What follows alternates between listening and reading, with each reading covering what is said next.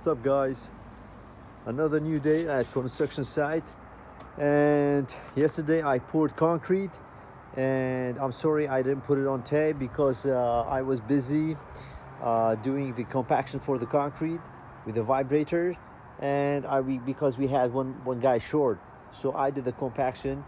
So this is I already removed some of the formwork, and this is the result.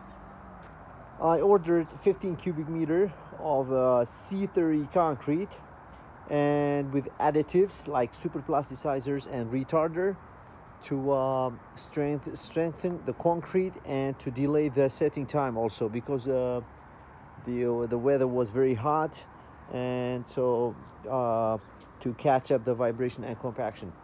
So I guess so this is the anchor bolts and the plates.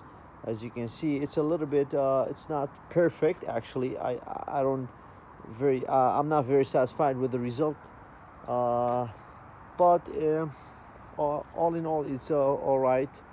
And yesterday morning we started concreting, and this is the result. Today is the second day. I poured the concrete with water.